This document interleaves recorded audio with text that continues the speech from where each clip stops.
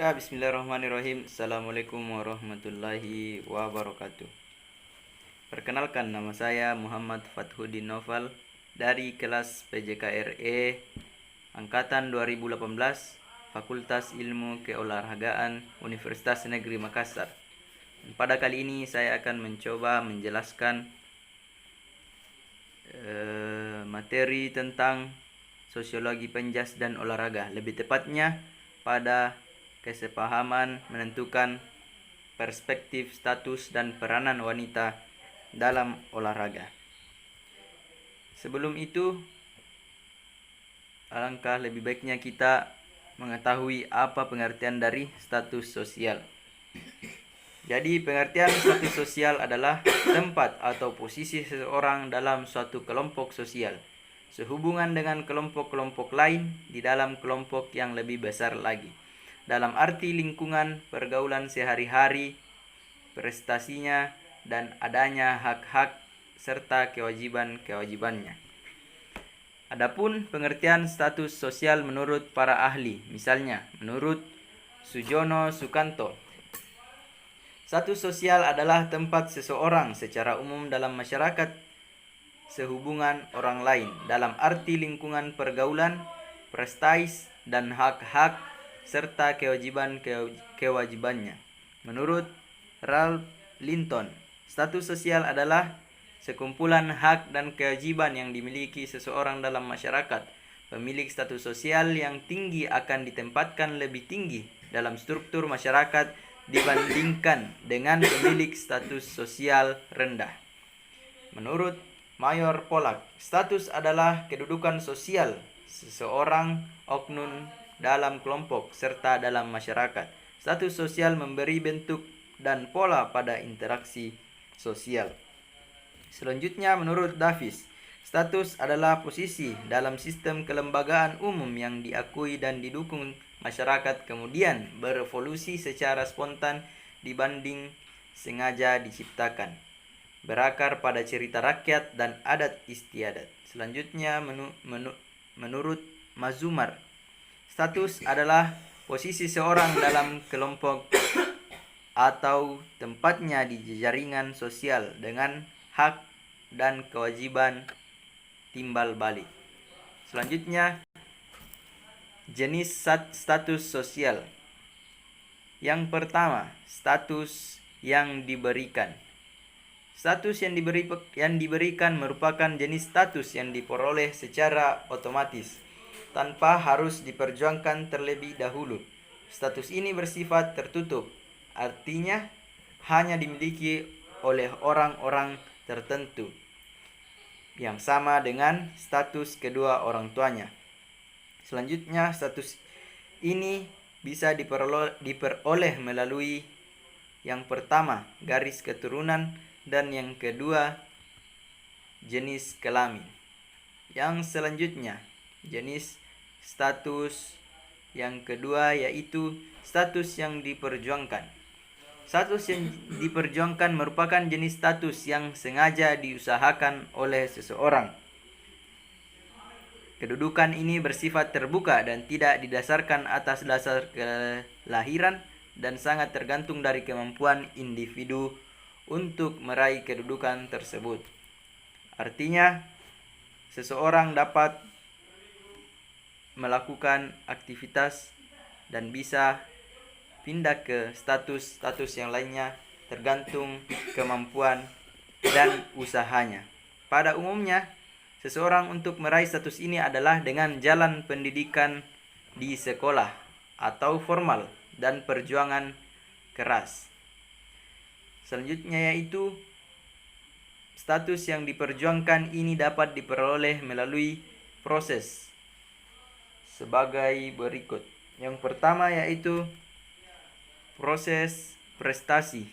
Yang kedua, kekuasaan atau jabatan.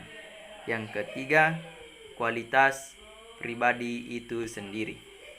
Selanjutnya, sifat-sifat stratifikasi sosial. Dalam sosiologi, pengelompokan masyarakat berdasarkan tingkatan-tingkatan tertentu itu disebut dengan stratifikasi sosial. pengelompokan masyarakat berdasarkan tingkatan-tingkatan tertentu itu disebut dengan stratifikasi sosial. Stratifikasi sosial atau pelapisan sosial secara umum dapat diartikan sebagai pembedaan atau pengelompokan anggota masyarakat secara vertikal. Stratifikasi sosial merupakan gejala sosial yang sifatnya umum pada setiap masyarakat.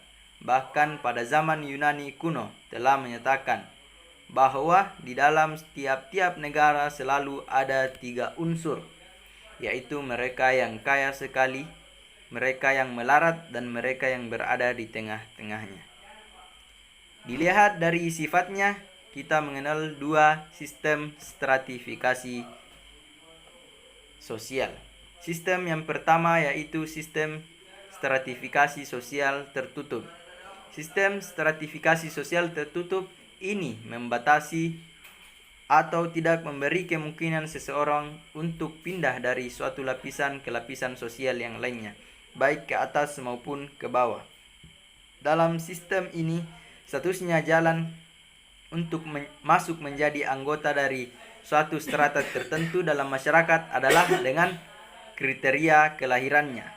Dengan kata lain, anggota kelompok dalam satu strata tidak mudah untuk melakukan mobilitas atau gerak sosial yang bersifat vertikal, baik naik maupun turun. Selanjutnya yang kedua, sistem stratifikasi sosial terbuka. Sistem stratifikasi sosial terbuka ini memberi kemungkinan kepada seseorang untuk pindah dari lapisan yang satu ke lapisan yang lainnya, baik ke atas maupun ke bawah, sesuai dengan kecakapan perjuangan maupun usaha lainnya. Atau bagi mereka yang tidak beruntung akan jatuh dari lapisan ke atas ke lapisan di bawahnya. Pada sistem ini justru akan memberikan rangsangan yang lebih besar kepada setiap anggota masyarakat untuk dijadikan landasan pembangunan dari sistem yang tertutup. Nah, yang selanjutnya yaitu faktor yang mendorong wanita bisa berolahraga. Faktor yang menentukan para wanita yang berolahraga dalam masyarakat adalah jaringan interaksinya. Seberapa luas dia mampu membentuk pola interaksi dengan yang lainnya, dan seberapa dalam interaksi serta komunikasi yang mampu dia lakukan dengan yang lainnya. Salah satu alat ukur untuk ini adalah frekuensi keterlibatannya pada aktivitas olahraga dan prestasi yang telah dicetaknya. Dengan itu pula masyarakat akan memberikan status kepadanya. Nah, selanjutnya yaitu status wanita dalam olahraga. Tidak ada satupun wanita terlahir yang secara otomatis mendapatkan status sebagai olahragawan atau atlet. Status partisipan olahraga hanya diperoleh melalui tindakan yang ditunjukkan dengan perbuatannya pada aktivitas olahraga. Hal ini yang membedakan dengan status bangsawan yang secara otomatis dimiliki ketika seseorang dilahirkan. Wanita yang aktif berolahraga berarti dia terlibat secara intens dalam pola interaksi tertentu di masyarakat. Dari sinilah masyarakat akan memandang dan akan memberikan penilaian hingga akhirnya memberikan status kepadanya. Status wanita berolahraga memang masih menempati porsi lebih rendah dari kaum pria. Anekdotnya bisa dikatakan karena wanita kalah jauh semenjak zaman Yunani dan Romawi sebagai perintis olahraga modern. Wanita belum memperoleh kesempatan yang luas dibandingkan dengan kaum pria. Bahkan dilarangnya berpartisipasi meski sebenarnya telah memiliki kemampuan yang sama dengan pria. Dari beberapa mitolog Artemis dan Athena, Zeus dan Hippolyta. Alasan mengapa wanita harus berolahraga menurut The Women Sport Foundation. Yang pertama, mengapa wanita harus berolahraga yaitu kegiatan olahraga dapat meningkatkan kualitas belajar. Yang kedua, menanamkan nilai-nilai sosial. Yang ketiga, membiasakan hidup sehat. Yang keempat, meningkatkan kepercayaan terhadap diri sendiri. Yang kelima, mencapai kesehatan jasmani maupun rohani. Selanjutnya, mitos masyarakat tentang wanita yang berolahraga. Mitos yang berkembang di dunia masyarakat.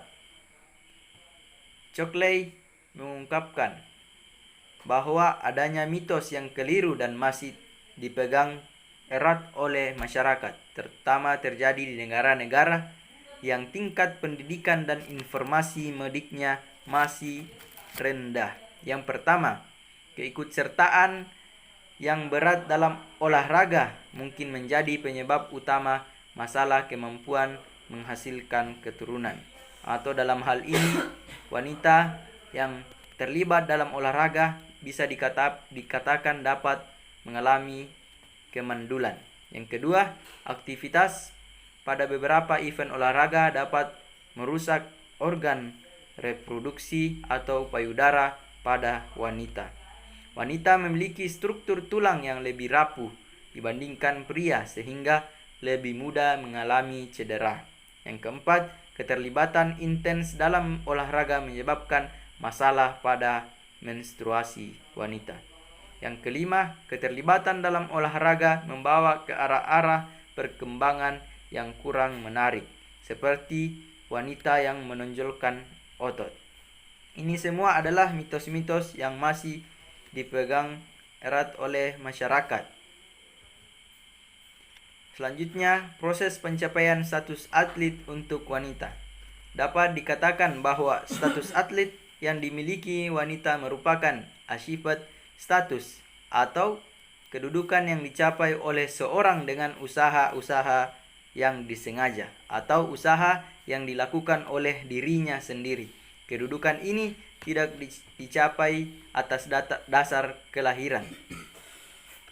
Achievement status bersifat terbuka bagi siapa saja tergantung dari kemampuan masing-masing dalam mengejar serta mencapai tujuannya. Dari konsep ini, stratifikasi sosial akan terjadi. Semua wanita memiliki kesempatan sama untuk memperoleh status tertentu di masyarakat. Tetapi karena kemampuan dan pengalaman berbeda, berdampak pada lahirnya tingkatan-tingkatan status yang akan diperoleh wanita dalam partisipasinya di dunia olahraga. Tujuan pencapaian status atlet buat wanita. Yang pertama, bagaimanapun juga setiap wanita berolahraga menginginkan prestis atau derajat sosial dalam kehidupan di masyarakatnya, bukan sebagai pengakuan atas keberadaannya oleh anggota kelompok, melainkan sebagai salah satu tuntutan kebutuhan untuk harga diri atau self-esteem, teori kebutuhan menurut Maslow. Yang kedua, tujuan pencapaian status atlet buat wanita yaitu menghilangkan perbedaan pemberian penghargaan di antara atlet pria dan wanita yang sama-sama menjadi juara di kelompoknya. Misalnya sejumlah hadiah yang masih diberikan antara kelompok putri maupun putra. Nah, selanjutnya peranan wanita dalam olahraga. Peranan atau role merupakan dinamika dari status atau penggunaan dari hak dan kewajiban. Menurut Susanto, aspek dinamis kedudukan status. Sehingga apabila wanita melaksanakan hak dan kewajibannya sesuai dengan kedudukannya, maka dia menjalankan suatu peranan. Peranan mungkin mencakup 3 hal, yaitu meliputi norma-norma yang dihubungkan dengan posisi seseorang, serangkaian peraturan yang membimbing seseorang dalam kehidupan kemasyarakatan. Yang kedua, konsep tentang apa yang dapat dilakukan oleh individu dalam masyarakat sebagai organisasi. Ketiga, perilaku individu yang penting bagi struktur sosial masyarakat. Hubungan antara status dan peranan wanita dalam olahraga. Peranan dan status keduanya tak dapat dipisahkan, karena yang satu tergantung kepada yang lain dan sebaliknya. Tak ada peranan tanpa kedudukan, atau kedudukan tanpa peranan. Maka sudah selayaknya seorang wanita partisipan olahraga yang telah berbuat sesuai norma di masyarakat, berperilaku di masyarakat sebagai organisasi resmi, dan tidaknya olahraga adalah sebuah organisasi dan merupakan struktur sosial masyarakat mendapat peranan sosial dan kedudukannya sebagai wanita yang berolahraga.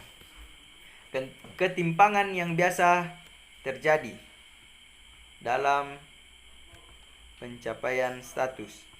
Tidak jarang terjadi bahwa kedudukan lebih diutamakan sehingga terjadi hubungan timpang yang tidak seharusnya terjadi. Contoh dalam dunia olahraga, peranan manajer yang melebihi kekuasaan pelatih dalam menentukan siapa atlet yang harus bertanding. Peran atlet profesional yang tidak mencerminkan jati dirinya sebagai olahragawan yang menjunjung tinggi sportivitas, sehingga lebih cenderung mementingkan bahwa suatu pihak hanya mempunyai hak saja, sedang pihak lainnya hanyalah mempunyai kewajiban belaka. Ketimpangan yang lebih luas lagi terjadi pada masyarakat partisipan aktivitas tertentu, termasuk aktivitas olahraga. Akibat ketidaksesuaian harapan dalam konteks olahraga Indonesia, rasanya lebih tepat dikatakan tuntutan, dengan peranan terhadap peran yang tepat dalam menduduki status-status. Ini terjadi karena yang pertama, harapan masyarakat kurang memperhatikan tindakan sebenarnya atau sebaliknya. Yang kedua, apabila harapan masyarakat akan tindakannya diketahui, akan tetapi waktu dan situasi tidak memungkinkan bagi individu yang bersangkutan. Yang ketiga, apabila pemenuhan harapan masyarakat di luar kemampuan individu. Dampak dari ketimpangan tersebut adalah dalam dunia olahraga, ketimpangan ini menyebabkan terjadinya ketidakmerataan kesempatan. Wanita hanya dijadikan sebagai faktor pendukung yang keberadaannya bukan prioritas, bukan yang utama. Misalnya dalam beberapa kasus olahraga profesional, wanita hanya sebagai objek pelengkap seperti umbrella girl di otomotif sport atau pemandu sorak dalam beberapa olahraga permainan, hingga status dan peranannya bukan sebagai bintang, tidak pula sebagai pemain utama. Sebagai kesimpulan, pemberian status dan harapan sosial bagi wanita dalam olahraga hendaknya dapat dilakukan lebih bijak lagi melalui pertimbangan kesesuaian antara apa yang mampu dilakukannya dan pemberian hak dan kewajiban, serta kesesuaian pemberian harapan-harapan, bukan dalam bentuk tuntutan. Mungkin cukup sekian yang dapat saya sampaikan. Kurang dan lebihnya mohon dimaafkan. Wabillahi taufik wal hidayah. Assalamualaikum warahmatullahi wabarakatuh. Salam olahraga. Tetap jaya.